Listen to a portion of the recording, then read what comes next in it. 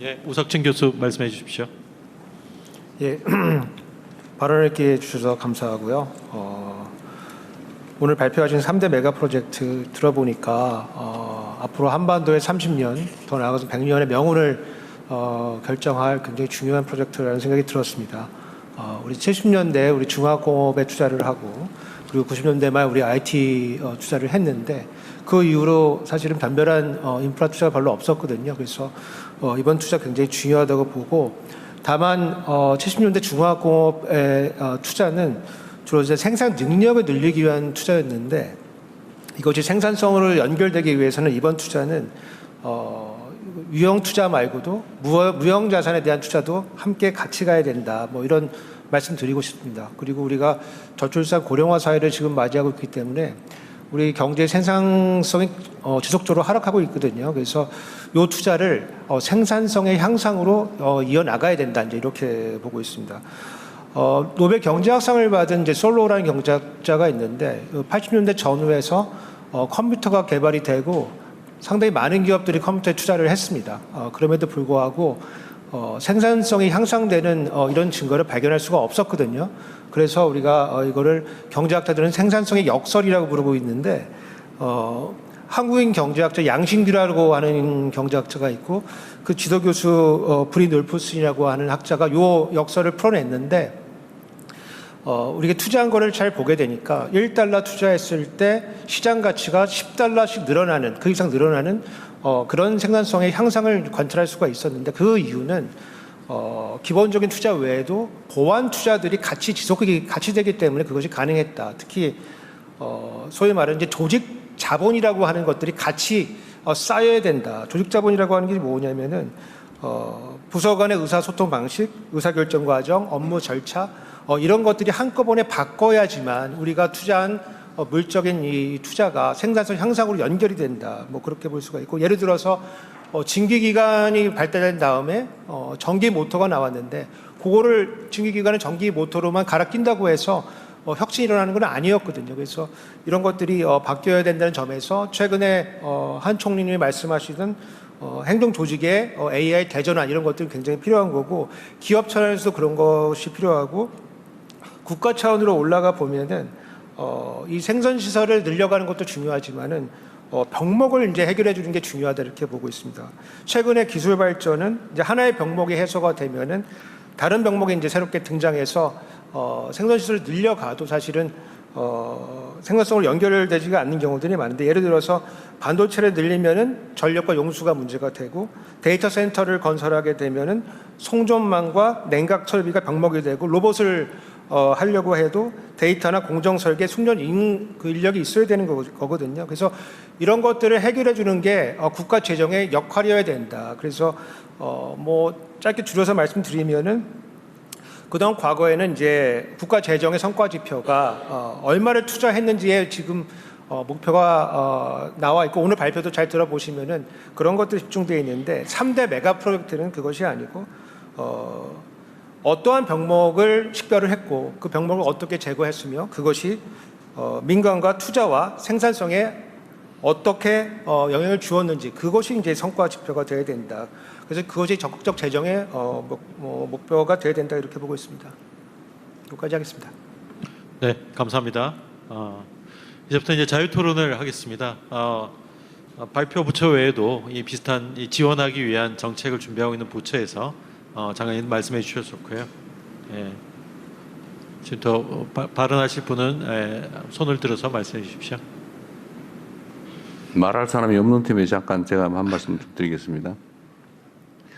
이제 우석진 교수님 말씀에 의하면 예를 들면 우리가 이제 대규모 투자를 한다. 근데 민간이 할 수도 있고 정부가 할 수도 있고 뭐 아니면 펀드가 할 수도 있는데 과거에는 물리적 시설, 생산 시설 투자 중심이었다면 사실 인공지능 시대의 핵심 생산력 요소는 인적 자산이죠. 사람들의 역량, 기술 수준. 기술 수준도 결국 사람들의 인적 자산을 통해서 표현되니까요. 결국 인적 역량을 얼마나 키우냐인데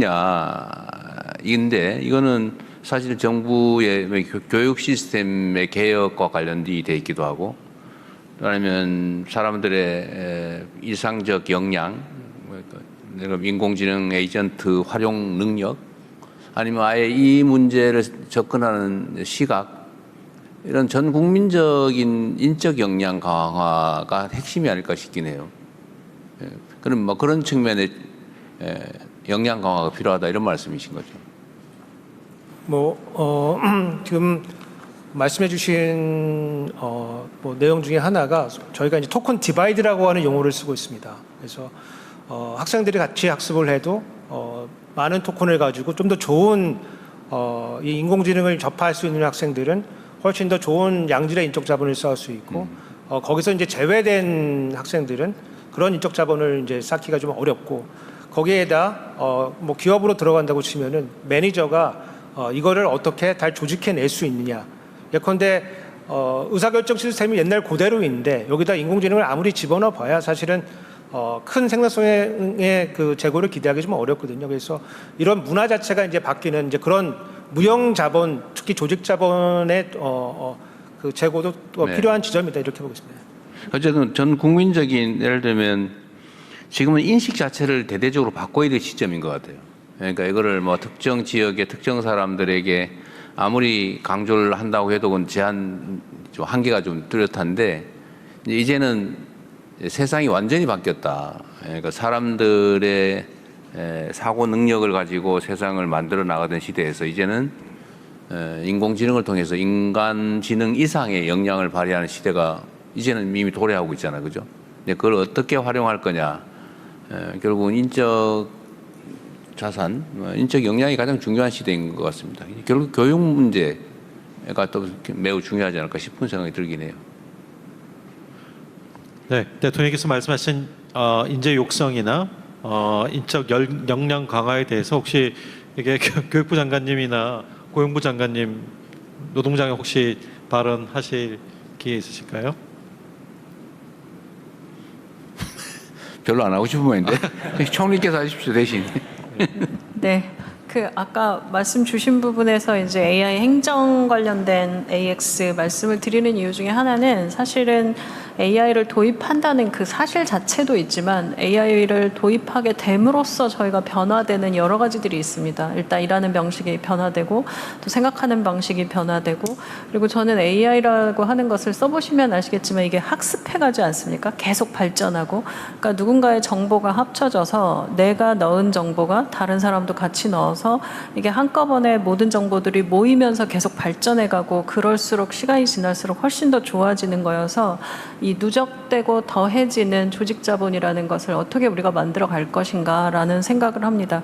이 공직자들이 이렇게 많이 있고 곳곳에 있고 정말 시필추처럼 퍼져 있는데 각자 존재할 때와 이것이 더해져서 우리가 다 함께 판단할 수 있는 구조가 만들어진다면 가진 힘이 엄청날 거여서 저는 그 부분에 대한 말씀을 주셨다고 생각하고 이게 우리가 앞으로 이 교육과 그리고 뭐 공무원들이 일하는 방식뿐만 아니라 전체 조직이 일하는 방식을 어떻게 잘 바꿔갈 것인가 여기에 기술이 아마 큰 도움을 줄 거라 생각을 합니다. 그러니까 앞으로는 우리가 이제 모두의 AI 정책을 지금 추진하고 있는데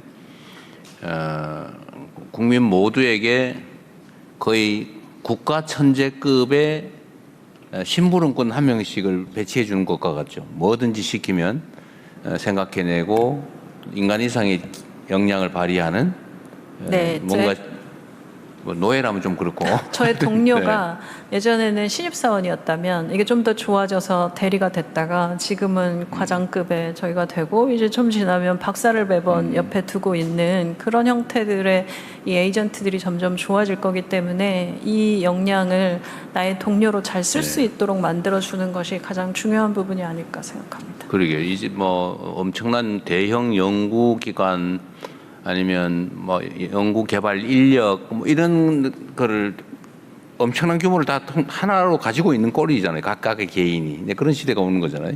예전에는 사실 예전에는 슈퍼컴퓨터라고 하는 것이 굉장히 큰 컴퓨터가 있었지만 지금은 저희가 가지고 있는 휴대폰 하나가 가진 능력이 굉장히 좋아졌듯이 앞으로 우리가 손에 쥐게 될 기기라고 하는 것이 어떤 능력을 가진 기기를 내가 옆에 갖게 될지는 이제부터 이제 상상의 영역이고, 그렇기 때문에 훨씬 더 큰 그 상상할 줄 아는 인재를 길러내는 것, 이것도 중요하다고 봅니다.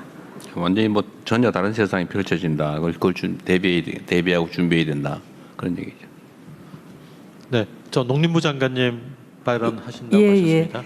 예, 농식품부 장관입니다. 아까 우리 기후부 장관님 이제 전력하고 용수에 대해서 말씀을 하셨는데, 용수 같은 경우에 우리 농업 용수도 통합적으로 이용을 하게 됩니다. 그런 경우에 우리 농업계에서는 걱정이 좀 있는 걸 잘 알고 계실 겁니다. 그래서 그 농업의 특성상 이게 계절적으로 좀 막 써야 되는 기간이 있고, 또 강우량에 따라서 용수가 부족하거나 남거나 이런 상황이기 때문에 우리 농업인들이 걱정을 하시는데, 저희가 대체 시설을 좀 갖추어서 우리 농업 용수를 이용하시는 데는 전혀 문제가 없도록 하겠다라는 것을 좀 우리 정부 차원에서 다시 한번 알려드리고 싶고, 특히 이제 이럴 때 또 수질도 문제가 될 수 있거든요. 그래서 오히려 이 기회에 노후된 수리 시설을 우리가 잘 정비해서 수량이나 수질적으로 우리 농업 생산하는데 아무 문제 없이 오히려 더 업그레이드 할 수 있도록 하겠다라는 것을 좀 이 기회를 들여서 말씀을 드리겠습니다. 농림부 장관이 책임을 지도록 하세요. 네, 그렇게 하겠습니다. 네, 3대 메가 프로젝트 지원 방안에 대해서 다른 의견이 있으신 분 이제 없으신가요? 네, 고인철 부총리. 예. 예, 지금 이제 우리가 3대 메가 프로젝트 얘기할 때 반도체를 기업이 하는 반도체를 얘기를 하는데, 제 생각에는 이 반도체 팩을 이렇게 하려고 했을 때 이 이코시스템을 해가지고 여기서 어떻게 공급을 해줘야 되고, 그러려면은 우리가 어떤 밸류 생태계를 조성해 줘야 되고, 이렇게 만약에 우리가 토탈 이코시스템을 갖춰 놓는다면은 다른 어떤 나라가 반도체 투자를 할 때 우리가 다 들어가게 되는 이런 문제가 있거든요. 그리고 데이터 센터도 저는 고민이 뭐냐면 계속 데이터 센터를 짓는 것만 얘기하는데, 이 데이터 센터를 지었을 때 뭐가 후단에서 필요한지를 이것도 마찬가지로 이코시스템 쭉 당기다 보면은 정부가 여기 좀 해줘야 되고 저기 해야 되고 저기 해도 해가지고 이게 이제 번들링으로 쫙 우리가 생태계를 구성해 놓으면은 다른 어떤 나라가 반도체를 라인을 깔던, 그리고 AI DC를 만들던 우리 이코시스템이 쭉 들어갈 수 있기 때문에 이런 부분까지 땡겨와야지만 진짜 대한민국이 이번 기회를 통해서 세계 제일의 어떤 그런 이 생태계를 조성할 수 있지 않을까, 그런 생각이 들어서 뭐 그런 부분까지도 저희들이 관련 부처하고 좀 협의를 해가지고 쭉 한번 늘려보겠습니다. 늘려서 어떻게 우리가 이 과정에 이게 이 체인에서 빈 체인을 이렇게 메워 넣어서 진짜 한국의 체인이 가장 튼튼한 대한민국의 아주 최고의 체인이 될 수 있을까 하는 그런 부분도 같이 고민해 보도록 하겠습니다. 네, 감사합니다. 그 정책실장 어디 계세요? 예. 정책실장이 아까 기업 생태계 얘기 있잖아요. 그 얘기 잠깐만 좀 해봐 주십시오.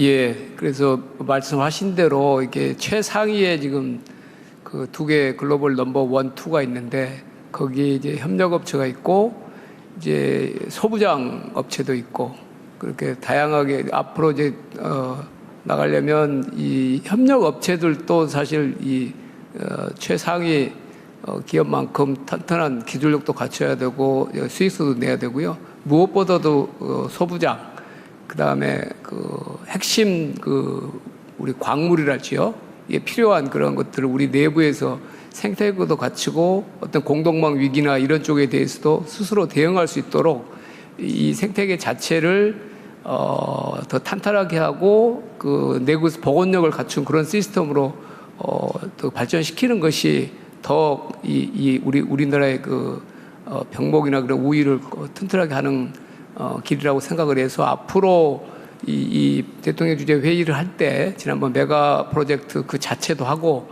그 옆에 지금 부총리님이 말씀한 생태계나 이런 소부장 핵심 광물 그런 확보 그런 방안까지를 더 두텁게 논의하는 프로그램들을 만들어서 발전시켜 나가려고 합니다. 그러니까 이게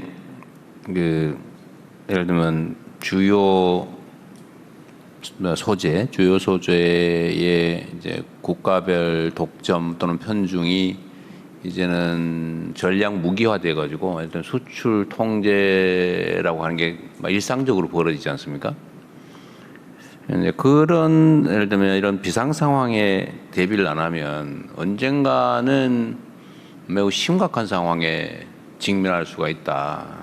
그렇기 때문에 예를 들면 주요 핵심 소재, 뭐 대체 불가능한 부품, 뭐 이런 거는 예를 들면 지분 취득이든지 아니면 산업 안보적인 측면에서 좀 일상적으로 대비는 아주 강력하게 해야 될 것 같아요. 그러니까 지금처럼 이게 예를 들면 산업의 뭐 주요 산업 중에 한 부분 이렇게 되면 비상 상황의 타격이 그렇게 크질 않는데 문제는 이 핵심적인 몇 개 산업 분야가 워낙 비중이 커지니까 이제는 사실은 뭐 군사적 안보보다는 오히려 이런 경제 안보가 훨씬 더 국가 안위에 영향을 더 미치는 그런 상황이 된 것 같습니다. 그래서 요거는 경제적 측면도 측면인데 산업 안보 측면에서도 정부가 상당한 좀 부담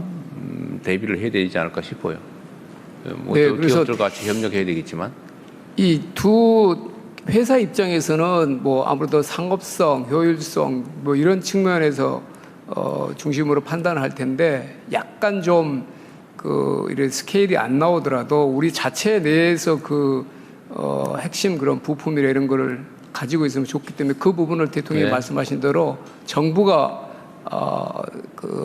이렇게 메꿔주면은 민관 합동으로 그런 프로그램을 만들면 네, 더 네. 영구적인 프로그램이 되고 나오겠습니다. 네, 그 부분에 대한 민관 협력도 매우 중요한 과제가 될 것 같습니다. 네. 이상으로